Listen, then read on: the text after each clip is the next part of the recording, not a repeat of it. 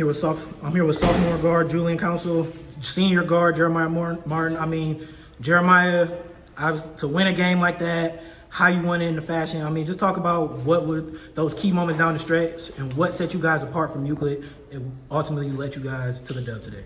I think what set us apart was just us being very disciplined and just fixing the mistakes that we made in the first half.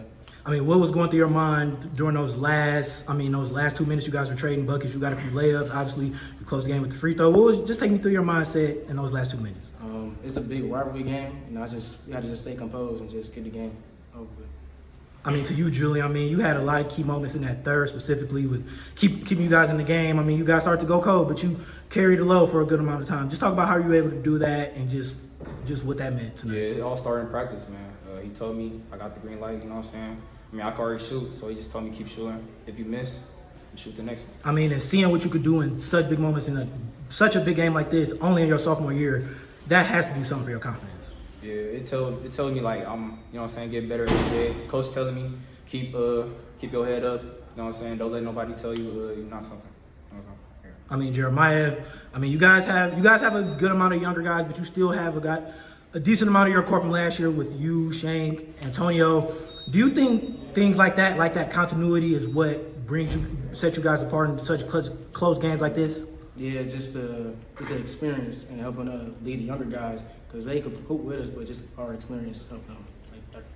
I mean, talk about how important was it for you guys to just set the tone and set the intensity, because it felt like you guys were trying to get them out their game early with that press, speed them up, force turnovers. There was a lot of sloppy play from both teams. Just talk about that, the early parts. I'm going to go back to you, Julian. I mean, it's our home court, so we have to defend, so we have to come out with energy and show that on the court too. I mean, Jeremiah, great performance from you. How satisfied are you with it, and how do you look to build upon it moving forward? I'm a little satisfied with it. Could have made better shots, made better decisions on the court, but just move on to the next game. How about you, Council? Same thing. I mean, anything else before I let you guys get out here? I mean, Go Joes. Thank you. Great win. Congrats to you both. Thank you. I look all right. You look all right. You look great, man. Coach Ash, I mean, just take me through your emotions. Winning a game like that, 72-71 at your home court. Obviously, the atmosphere, the rivalry, everything behind it. Just take me through the ups and downs of this game and how you guys fought in that fourth quarter. While you guys, for the better part of the game, didn't really have control of it. I mean, you guys fought back. Yeah.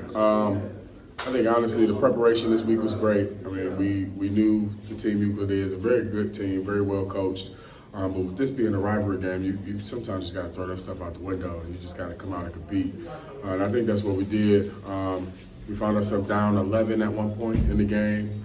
But these are growth moments. Like, we try to have a growth mindset and just realize anything we're going through is going to help us improve when it's playoff time. So if we can look back and use this experience, then it's all worth it. I mean, it helps when you win.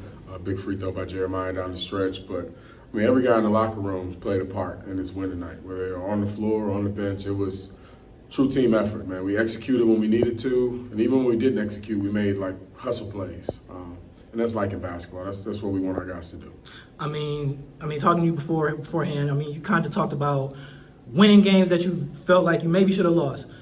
If so, did that feel like the case tonight? And if so, did it feel like early on you were kind of biting yourselves in the foot with the turnovers? I mean, second chance opportunities given up. I mean, and just things like that. Yeah, that's what I mean when I say that. Like, we got to play better. Like, if we want to get to the brand of basketball that we want, like, we got to take care of the ball. We got to finish around the rim. We got to a point in that second quarter where we just couldn't score. But more importantly, our defense. Granted, Euclid's got some really good players that can put the ball in the hole, but we got to be better in terms of pressuring and keeping the ball in front, rotating on defense, all of those things. Like, when I watch games, that's what I'm looking at. The teams that are connected on defense and rotating and taking charges, like, I feel like those teams should win, and I think we could have did a better job of that. You touched on what Euclid has over there. I mean, obviously, Tyke Duncan, he had a good performance tonight. Just talk to me about the preparation on him throughout the week. I noticed Brown was on him for a good part of the game. Just talk about that a little bit and how you guys preparing for him. Yeah, I mean, he's a great player, man. We respect his game, but we wanted to make sure we threw different guys at him. So, yeah, we started with Antonio, and then Javon Hairston came in, and he gave him a look, and then we even put some of our smaller guards on him. Just wanted to make the night rough for him, which didn't seem like it. I mean, I think he finished with 28. It looked pretty effortless. But, again, if we can use this experience, because we'll play other good players and try to eliminate some of the things they do well down the stretch. I hope it'll help us. But yeah, that kid ball. I mean, a couple of the guys, man, they got some young talent over there. I think this rivalry is safe to say is back, man. It's gonna be fun to watch the next few years. Yes, for sure. Coach, did it feel like coming into this game? I mean, did it feel like you guys had to just come out and set the tone, set the intensity? Because it felt like that was the plan with the pressure, trying to force early turnovers, speed them up, and get them out of their element. I mean, just talk to me how you guys were, just the game plan in terms of setting the tone. I mean, our guys like to play fast. They like to pressure, but Euclid was prepared for it. I mean, they did a really good job of breaking our press and getting down and getting layups. So we kind of had to adjust in the game more towards protecting the paint. But we relied on, our defense and when they miss shots, going up and boxing out and rebounding. And, I mean, it helps when you get a couple shots. I mean, Julian Council, big shots down the stretch. Antonio Brown in that third quarter really carried us. And then Jeremiah is always solid, just consistent. But like I said, every guy on the floor. Frankie Oriani came in, great spark, energy. I can go down the list. I mean, a lot of these guys. And O.J. Spikes, a young sophomore, big guy. It's probably the biggest crowd he's played against. Didn't have a great first half at all, but he never stopped. Those are the things that I want people to see when they come and watch our teams play. So I'm proud of the guys for that. And like I said, it helps when you can win the game. I mean, anything else before I let you get out of here, Coach? Nah, just appreciate you guys coming out. Keep following us. Big one on Sunday out at the NEL Classic down at Garfield. So. Thank you, Coach. Congrats. Hope to see you soon. Great win.